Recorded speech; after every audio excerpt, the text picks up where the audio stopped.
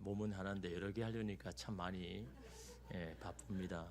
내년에는 올해는 여러분 좀 많이 좀 이렇게 참여해 주셔서 제가 좀 이래 많이 안 할 수 있도록 좀 이렇게 해주시기를 바랍니다. 요즘 보니까 좀 잘 살아야 되겠다라는 생각을 참 많이 해봅니다.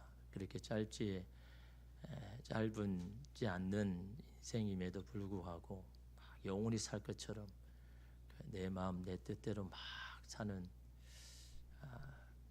그렇게 살아가는데 참 이게 귀한 거는 다른 게 아니잖아요. 주어진 삶 속에 주시는 대로 살아가고 주신 가정 또 가족들과 함께 아름다운 예수의 가정 이루며 사는 것이 이 땅에서 우리가 사는 가장 잘한 일이 아닌가라는 것을 생각해 봅니다. 이 끝까지 달려가는 게 참 어렵죠. 마지막까지 달려가는 게 참 쉽지 않다라는 것을 요즘 보게 됩니다. 근데 사람들은요, 이 평가에 대해서 굉장히 관심이 많습니다. 굉장히 민감하죠. 내가 사람들에게 어떤 평가를 받을까?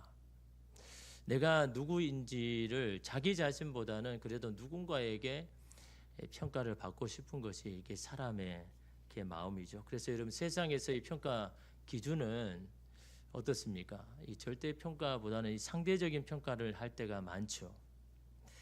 누군가와 비교를 한 그 평가가 더 객관적이고 정확하다라고 생각을 하기 때문 아니겠습니까? 그래서 뭐 경쟁은 필수적인 것이고 주변의 모든 사람은 다 나의 경쟁자라고 여기에서 살아야 된다라고 그렇게 말합니다.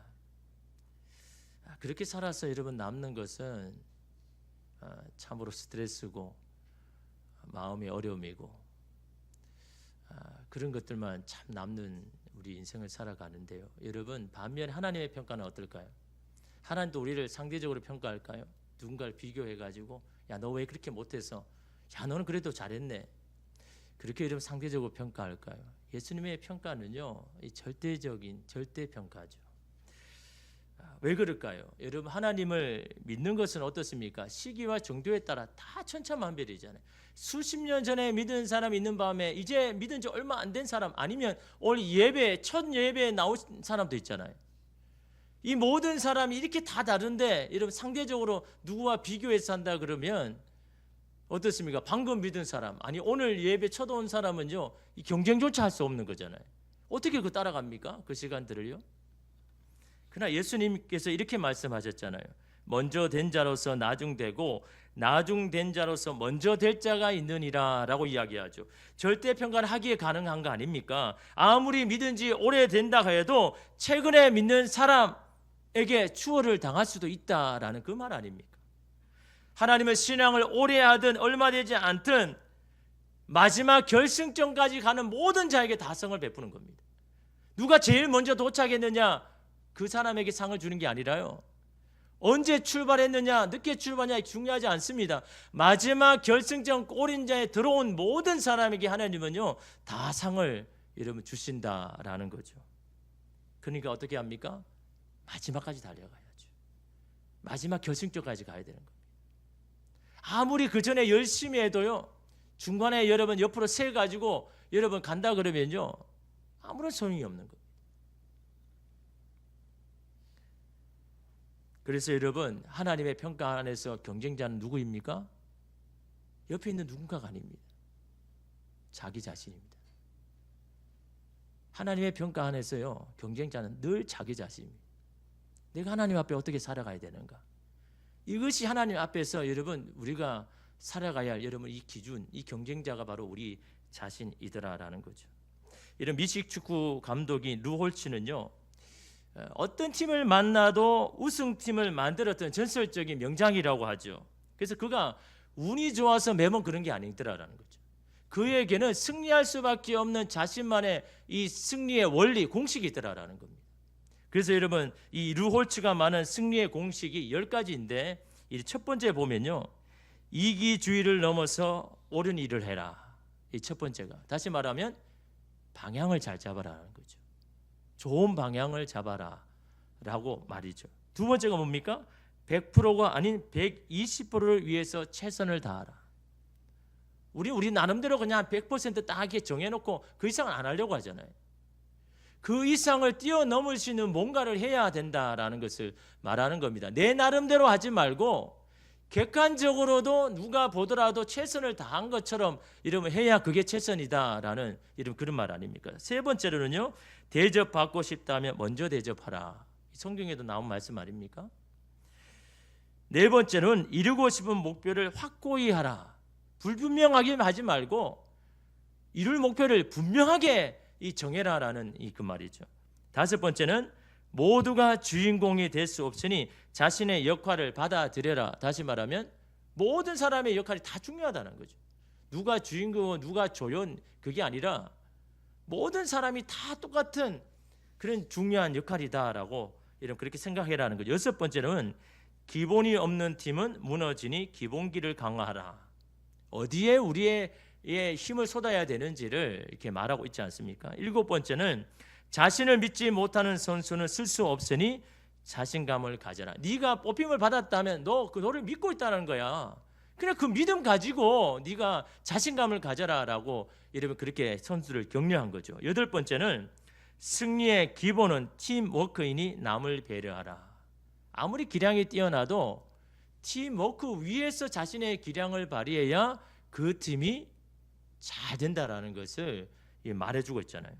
아홉 번째는 뭡니까? 누구나 예기치 못한 어려움을 만나지만 역경을 극복하라.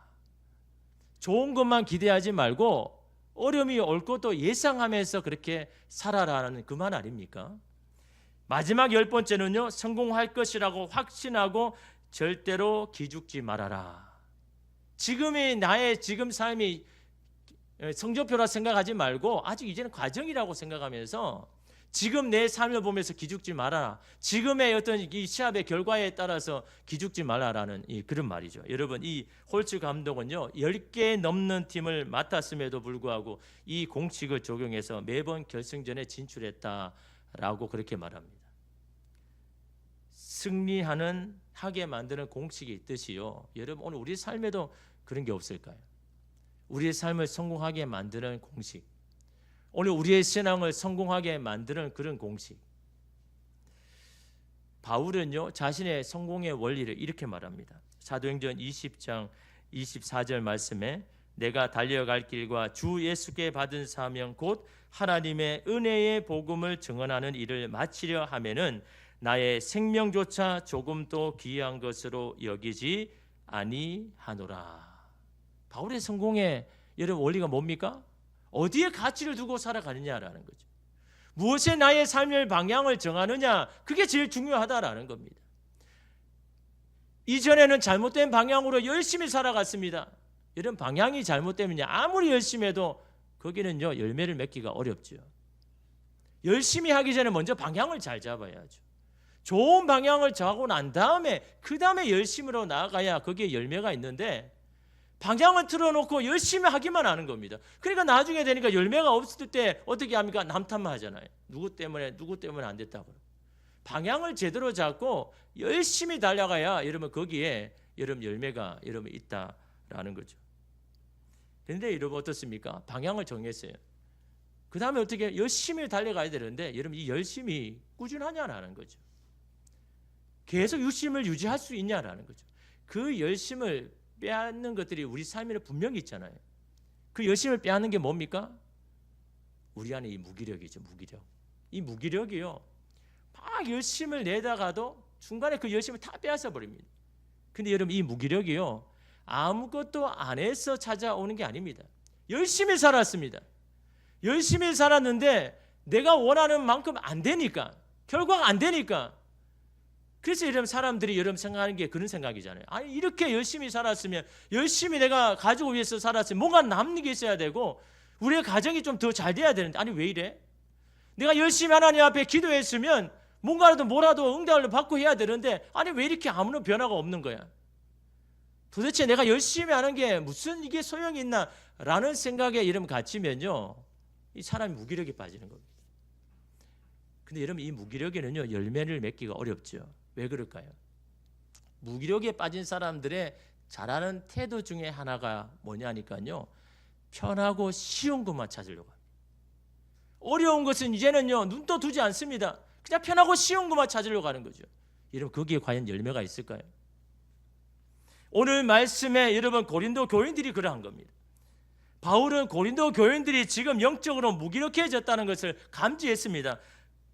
여러분 고린도 교회가 어떻습니까? 놀라운 부흥과 여러분 그런 영적인 것들을 경험했잖아요. 많은 성령의 은사들을 막 했는데 뭐가 문제냐 하니까 그렇게 은사를 많이 받고 부흥을 했는데 이 공동체 안에 여전히 육신적인 모습이 있더라는 거죠. 다툼과 시기와 분쟁이 여전히 있는 겁니다.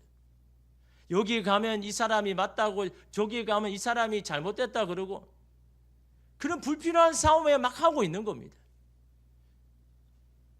이런 것들이 그들에게요 신앙생활에 스트레스인 겁니다. 일명 뭐라고 합니까? 속 시끄럽다라고 얘기하죠.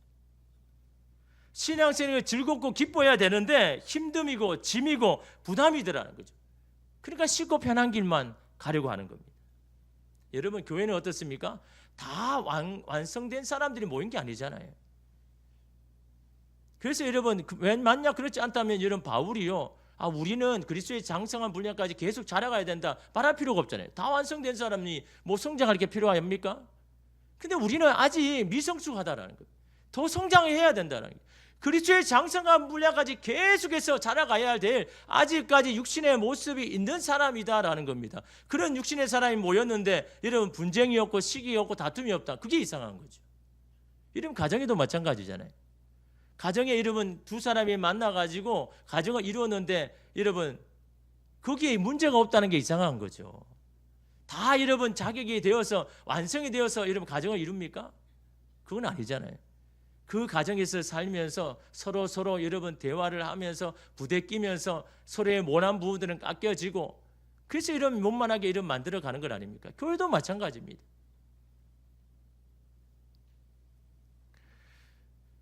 이런 여러분 영적인 무기력에 빠진 고린도 교인을 향하여 바울은 그들에게 다시 각성시킵니다. 24절에 보니까요. 운동장에서 다름질하는 자들이 다 달릴지라도 오직 상을 받는 사람은 한 사람인 줄을 너희가 알지 못하느냐. 너희도 상을 받도록 이와 같이 다름질하라. 이 신앙생활을 신앙의 경주로 비유하고 달리기 경주에 이런 비유하고 있는 것을 여러분 보고 수 있죠. 그 당시 여러분 실제 고린도 교회는요, 고린도 지역에서는 2년에 한 번씩 이 이스미안이라는 경기를 이렇게 치렀다고 이야기합니다. 2년에 한 번. 대부분 뭐 이렇게 격투기도 하기도 하고 이 경마를 타는 그런 경기를 하기도 하고 달리기도 하는 경기를 하는데 그 경기에서 여러분 상을 받는 사람 한 사람밖에 없는 겁니다. 이 승자가 한 명인 겁니다. 수백 명, 수천 명이 다 같이 경기해도 1등만 상을 받는 겁니다. 그래서 이 1등 한 사람은요, 승자는요, 그 단상에 올라가 가지고 이 나무 잎과 줄기로 만든 이 관을 이렇게 쓰는 겁니다. 근데 그 관을 쓸 때 사람들이 막 환호성을 지르죠. 그래서 그 자리는요 참으로 영광되고 명성이 있는 자리입니다. 그러니까 사람들이 어떻게 합니까? 그 경기에 수많은 사람이 참여하는 겁니다. 왜냐하면 사람들에게 여러분 인정받고 그렇게 명성이 있는 자리가 이게 삶에 너무 가치가 있으니까. 야, 이것보다 정말 내 삶에 의미가 있는 게 없다라고 생각하기 때문에 많은 사람이 여러분 거기에 참여를 하더라라는 겁니다. 그런데 여러분 이 경기를 고린도 교인들이 몰랐을까요? 그런데 여러분 왜 한 사람만이 상을 받는다라고 이야기를 하는 걸까요? 당연히 1등이 상을 받는데 여러분 그렇게 말하는 여러분 의도가 무엇입니까? 1등 하기 위해서 달려라. 오로지 1위만 기억된다. 1위가 아니면 아무런 의미가 없다라는 그런 뜻으로 이야기한 겁니까? 그게 아니죠. 경기에 참여한다고 다 상을 받는 게 아니다라는 거예요. 왜 이런 말을 합니까? 사람이 너무나 나태해져 게으르져 있더라고요. 구원을 받은 게 그냥 끝이라고 생각하는 거예요. 계속해서 달려가야 되는데 구원 그냥 받은 것으로 그냥 끝나고 더 이상 힘을 내려 하지 않더라라는 겁니다. 그냥 이렇게 그냥 가면 뭐 어떻게 되겠지라는 그런 무기력한 모습으로 여러분 있더라라는 겁니다. 계속해서 달려가고 상을 받도록 위해서 달려가야 되는데 그냥 무기력하게 그냥 달려가더라는 겁니다. 그래서 이런 바울이 말한 그겁니다. 구원을 받고 하나님의 자녀가 되었다고 다 마지막에 하나님의 칭찬을 받는 것은 아니다라는 겁니다. 오히려 악하고 게으른 종이라는 말을 듣고 어두운 곳으로 쫓겨날 수도 있다라는 겁니다. 그러니까 긴장하라는 거죠. 나태해지지 말라라는 겁니다. 또 한 가지의 의미는 이 상에 대해서 가치 있는 어떤 상, 의미 있는 상을 위해서 달려가라라고 하시는 여러분 말씀이더라라는 겁니다. 이 사람들이 2년 동안 여러분 준비해가지고 그 상을 받는데 여러분 그 상이요 의미가 없으면 여러분 그 2년 동안 그렇게 준비하겠습니까? 의미 있는 상, 의미 있는 가치를 위해서 너희가 달려가야 된다라고 여러분 그렇게 말합니다. 그럼 여러분 왜 사람들이 이 상을 위해서 여러분 다 달려가지 않을까요? 그 상을 받으려 하는데 받으려는 게 너무 힘들기죠. 너무 어려우니까 그냥 쉽고 그냥 편한 것 만족을 찾으려고 이러면 하더라라는 거죠. 이 고린도 교인도 마찬가지입니다. 힘들게 기도하려고도 하지 않습니다. 힘들게 말씀 읽으려고 하지도 않습니다. 그냥 구원을 받았으니까 그냥 이렇게 살아가야 되겠지라고 이러면 그렇게 이런 말하고 있는 거죠. 오늘 우리는 신앙을 경주하는 달리기의 선수와 마찬가지다. 그 선수에게 상 이외에 무슨 의미가 있느냐? 상을 받기 위해서 그렇게 달려가는 것처럼 오늘 우리도 마찬가지다라고 이러면 그렇게 이런 말씀합니다. 이런 철학자 한벽철 교수는요, 고통 없는 사회라는 책에서 이 오늘날의 사회를요, 이 좋아요의 사회라고 그렇게 표현합니다. 이 좋아요라는 게 뭡니까? SNS에 이 좋아요라는 게 있지 않습니까?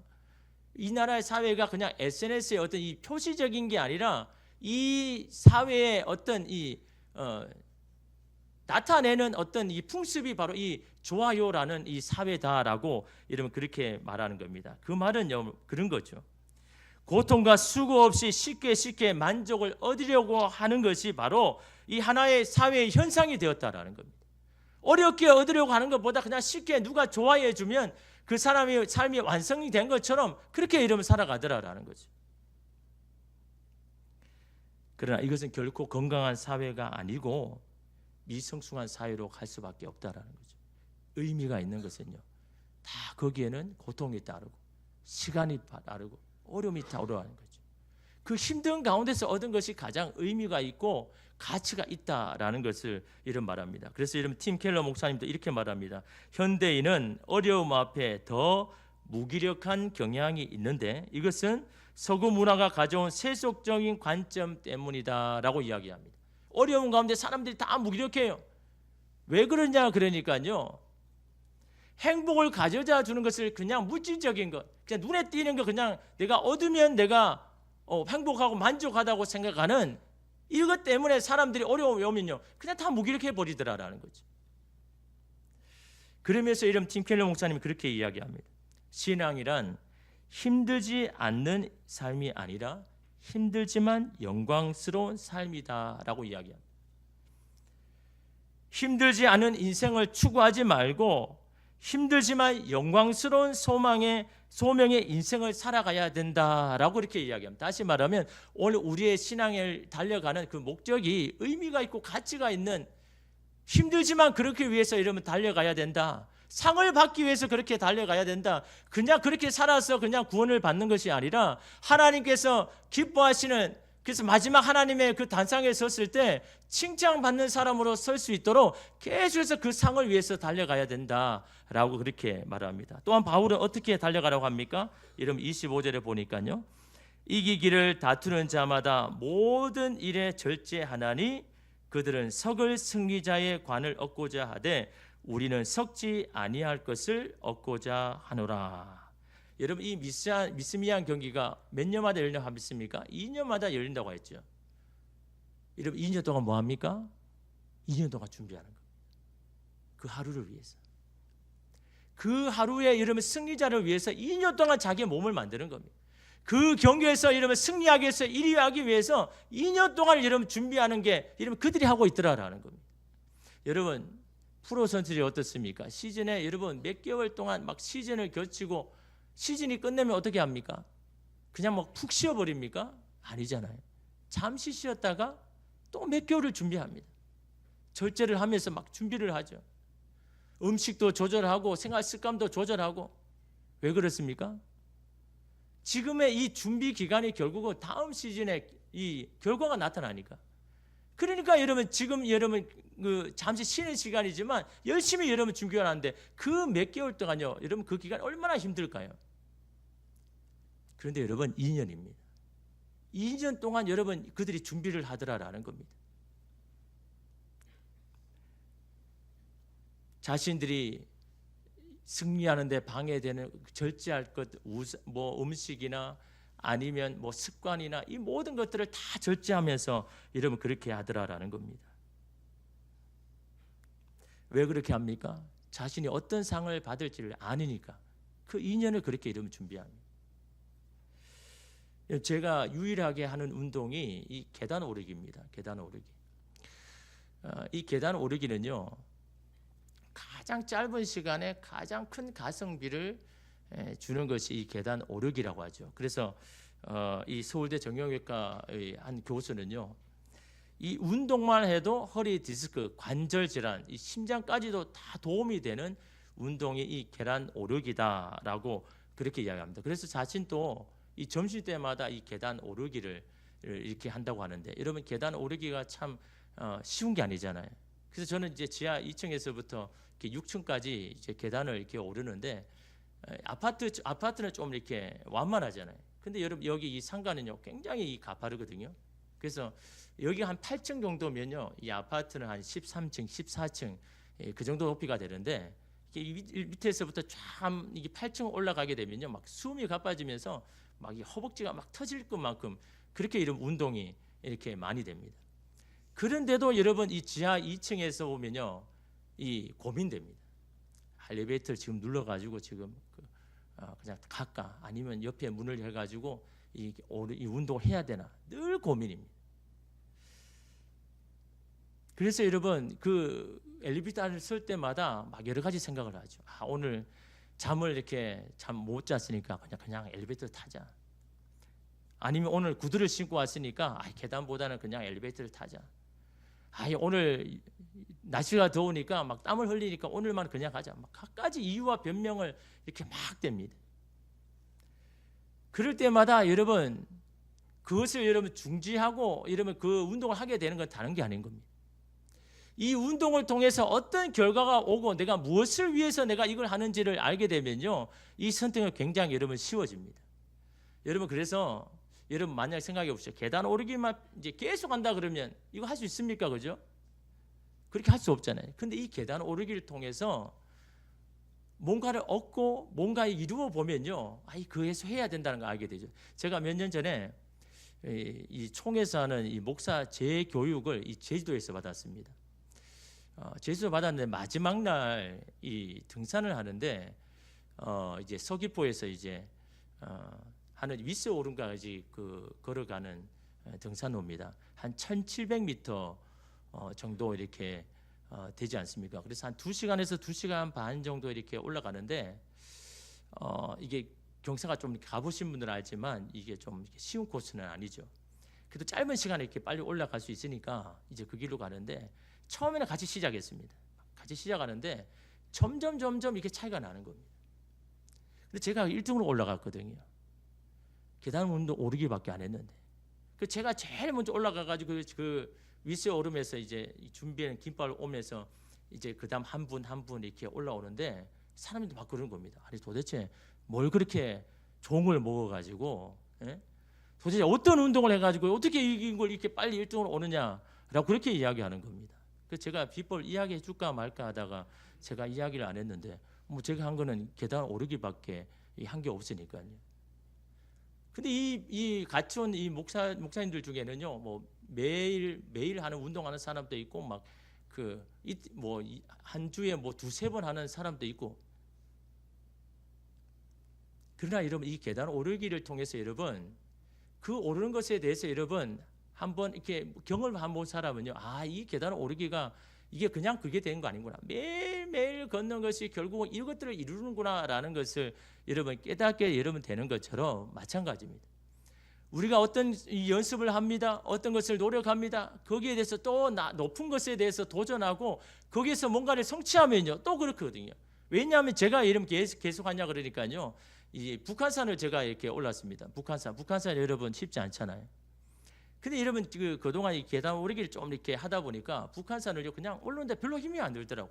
그 사람들은 막 허거허거 걸어왔는데 막 그냥 올라가니까 사람들이 야 목사님 도대체 우리 교회에서 제일 뜨는 올라갈 사람이 이 목사님입니다라는 그런 이야기를 하더라고. 나는 이 계단 오르기밖에 한 게 없는데 그 산을 그렇게 오르니까 사람들이 그렇게 하는 겁니다.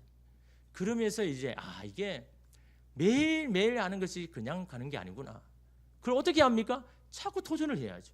자꾸 더 높은 것을 가지고 여러분 가야 여러분 이게 되는 것처럼 여러분 오늘 말씀도 마찬가지입니다. 이들이 2년 동안 여러분 준비하죠. 왜 준비합니까? 그들이 2년 후에 승자가 되었을 때 받는 그 상의 가치와 그 의미가 어떤지를 아니까 여러분 그 2년 동안 그렇게 여러분 준비하는 겁니다. 여러분 우리가 신앙생활 하는 것도 마찬가지죠. 신앙생활을 하는 여러분 이유와 목적을 여러분 우리가 분명히 여러분 해야 되는 겁니다. 바울은요 구체적으로 어떻게 하라고 합니까? 26절 보십시오. 그러므로 나는 다름질하기를 향방 없는 것 같이 아니하고 싸우기를 허공을 치는 것 같이 아니하며라고 이야기하죠. 달리기 선수들이 목표와 방향을 분명히 정하고 경기를 임하는 것처럼 자신도 목표와 방향을 정하고 그렇게 달린다라고 그렇게 말하면서 또 이런 말을 합니다. 싸우기를 허공을 치는 것 같이 아니하며라고 이렇게 말합니다. 이 말은 무슨 말이냐니까요.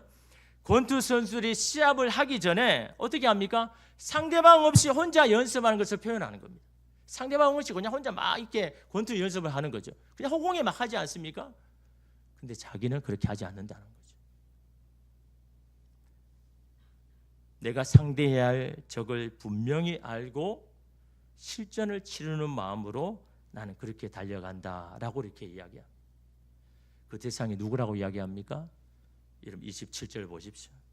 내가 내 몸을 쳐 복종하게 함은 내가 남에게 전파한 후에 자신이 도리어 버림을 당할까 두려워함이로다.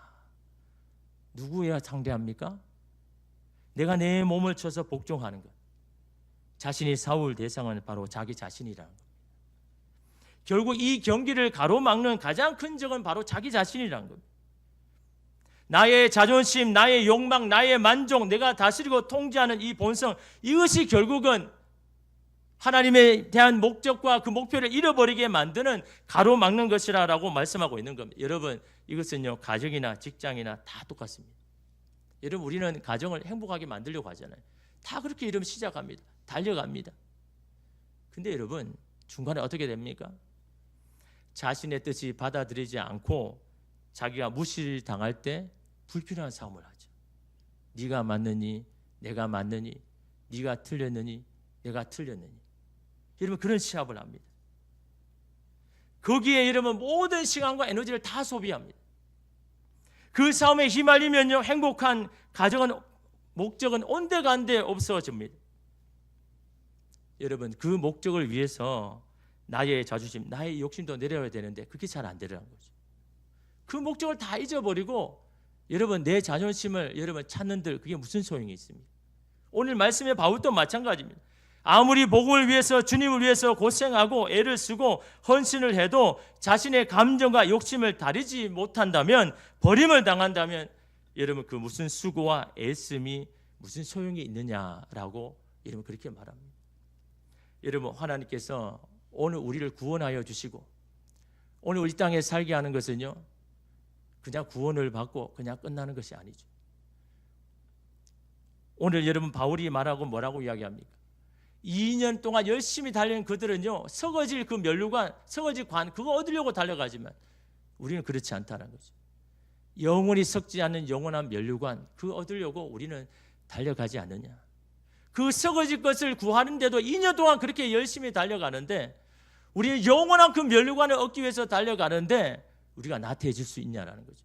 다른 것에 여러분 절제하지 못해서 다른 것에 관심을 가지고 살아갈 수가 여러분 있냐라는 것을 여러분 바울이 이 고린도 교인들에게 말하지만 오늘 우리에게도 말합니다.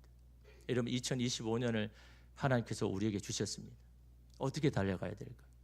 어떻게 달려가야 오늘 우리의 삶에 여러분 열매가 있을까요?